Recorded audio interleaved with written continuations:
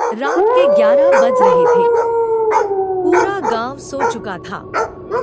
सिर्फ एक खेत में अब भी हल्की हल्की हवा चल रही थी, जिससे खड़ी फसल ऐसे हिल रही थी जैसे कोई उसमें चल रहा हो। रामू अपने खेत में पहरा दे रहा था। पिछले 3 दिन से कोई या कुछ उसकी फसल रौंद रहा था। उसने लालटेन उठाई और बुदबुदाया, आज देखता हूँ कौन है जो मेरी मेहनत पे पैर रखता है। हवा थोड़ी तेज हुई और अचानक पीछे से सरसराहट की आवाज आई। कौन है रे उधर? कोई जवाब नहीं, बस फसल के बीच से धीरे धीरे कदमों की आवाज। रामू ने हिम्मत करके फसल में कदम रखा। हर झाड़ी के पीछे झांका, कुछ नहीं। पर जब उसने 5वीं झाड़ी हटाई तो वहां मिट्टी में एक पैर का निशान था, उल्टा। वो घबरा गया। उह, ये किसका पैर है भाई? तभी दूर से किसी औरत की धीमी हंसी सुनाई दी। खेत मत जोत रामू। रामू का दिल जैसे रुक गया। कौन बोल रहा है? कोई नहीं दिखा, सिर्फ हवा में फसल झूमी और उसकी लालटेन बुझ गई। सुबह गांव में चर्चा फैल गई। रामू, सुना है तेरे खेत में कोई चुड़ैल घूम रही है। कसमें न खा हरिया, रात भर मैं वहीं था, कोई नहीं दिखा। बस आवाज आई। फिर वो उल्टा पैर किसका था? रामू चुप रहा। गांव के बुजुर्ग बोले, उसे खेत को मत जोतने देना बेटा, वो जमीन अशुभ है, वहाँ पहले मौत हुई थी। रामू हैरान। मौत? मगर किसकी मौत? तेरे खेत की जमीन पहले रतन काका की थी, याद है? वही जो एक रात खेत में गायब हो गया था। सब सुन हो गए। रात को फिर वही माहौल। रामू ने कुदाल उठाई, बोला, भूत हो या जिन्नत, आज निकलवा लूंगा सच्चाई। वो फसल के बीच गया जहां कल उल्टा पैर देखा था। अब वहां मिट्टी खुदी हुई थी, जैसे किसी ने हाथों से खोदा हो। अंदर कुछ चमक रहा था। रामू ने झुककर मिट्टी हटाई। एक लाल धागा और टूटा हुआ बर्तन जिसमें खून सना था। जैसे ही उसने बर्तन उठाया, पीछे से आवाज आई, मत छू उसको, वो मेरी है। रामू ने मुड़कर देखा। एक औरत खड़ी थी, पूरी कीचड़ में सनी, बाल बिखरे, आंखें जलती हुई। तू कौन है? जिसकी जमीन तू जोत रहा है। वो औरत आगे बढ़ी और उसके पैरों के निशान फिर से उल्टे थे। रामू पीछे हटा, पर औरत गायब हो गई। बस मिट्टी से एक चोटिल हाथ निकला और उसकी धोती पकड़ ली। रामू जमीन पर गिरा और तभी उसे सुनाई दिया, रतन काका वापस आ गए हैं।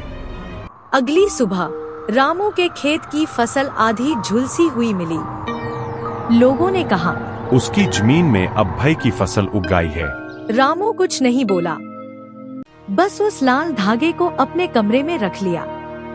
रात में वो धागा अपने आप हिलने लगा और दीवार पर लिखा दिखाई दिया, अब तेरी बारी है रामू। रात का सन्नाटा था। रामू की आंखों में नींद नहीं थी। कमरे के कोने में रखा लाल धागा बार बार अपने आप हिल जाता था। कभी कभी तो वो खुद सुनता, जैसे कोई उस धागे से फुसफुसा रहा हो। रामू, जमीन लौटा दे। कौन है? कौन बोल रहा है? कोई जवाब नहीं, बस खिड़की के बाहर खेतों की सरसराहट। सुबह होते ही वो भागा भागा हरिया के घर पहुंचा। हरिया, कुछ गड़बड़ है। ये जमीन में कुछ है, कोई रूहिया। अरे तू ज्यादा सोचता है, चल आज दिन में खेत चलते हैं, सब साफ कर देंगे। देख, वो हाथ हिल रहा है। हरिया ने पास जाकर कुदाल मारी, लेकिन तभी नीचे से किसी ने उसकी टांग पकड़ ली। रामू, निकाल, निकाल मुझे। रामू ने पूरा जोर लगाया, हरिया को खींचा, पर उसकी टांग पर खून के निशान रह गए, जैसे किसी ने नाखूनों से खरोच दिया हो। चल घर चल, कुछ ठीक नहीं यहाँ।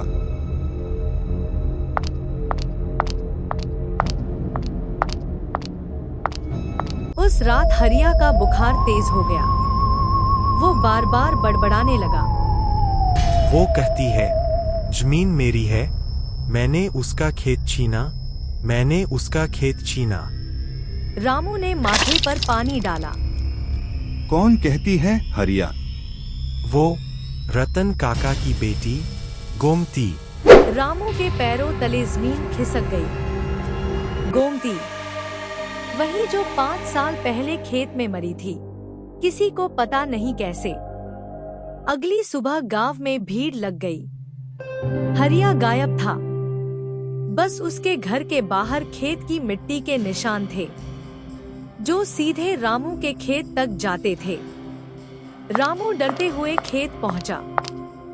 फसल के बीच हरिया का सिर बाहर निकला था, शरीर पूरी तरह मिट्टी में गड़ा, आंखें खुली हुई और होंठों पर एक हल्की मुस्कान। उसके सीने पर वही लाल धागा बंधा था। रामू घबराकर पंचायत पहुंचा। मुखिया जी, कुछ करना पड़ेगा, खेत में कोई रूह है। हरिया मर गया, वो गोमती का बदला ले रही है। चुप रह रामू, तू पागल हो गया है क्या? गोमती तो खेत में खुद मर गई थी, तू उसका नाम फिर से क्यों ले रहा है? नहीं मुखिया जी, वो मरी नहीं, वो जिंदा है मिट्टी में। गांव वाले एक दूसरे को देखने लगे। किसी ने धीरे से कहा, रामू भी अब उस जमीन का शिकार हो गया है। रात को रामू ने तय किया, आज आखिरी बार जाऊंगा खेत, या तो मैं रहूंगा या वो। वो लालटेन लेकर खेत पहुंचा। पूरा आसमान काला, हवा बिल्कुल बंद। फसल के बीच वो आवाज फिर आई, रामू क्यों लौट आया? मुझे सच्चाई जाननी है, बता तू कौन है? धीरे धीरे मिट्टी फटने लगी। उसमें से गोमती निकली, वही लड़की, आधे चेहरे पर कीचड़, आधे पर जलने के निशान। मैंने तो सिर्फ अपनी जमीन बचाई थी रामू, पर उन्होंने मुझे जला दिया। कौन? किसने? मुखिया, हरिया, सब मिले थे मेरे खेत पर कब्जा करने। उसकी आंखों से आंसू नहीं, धुआं निकलने लगा। अब मेरी जमीन लौटाओ, नहीं तो ये जमीन सबको निकल जाएगी। रामू पीछे हटा, पर उसके पैरों के नीचे मिट्टी हिलने लगी, जैसे जमीन सांस ले रही हो। वो किसी तरह भागा, घर पहुंचा, दरवाजा बंद किया, पर अंदर दीवार पर लिखा था, जमीन मेरी है, अब तू भी। लाल धागा फिर जमीन पर गिरा और उसमें से आवाज आई, तीसरा बोझा बाकी है रामू। रात फिर उतर आई थी। गांव के लोग अब रामू से दूर रहने लगे थे। कोई उसके खेत की तरफ ना जाता।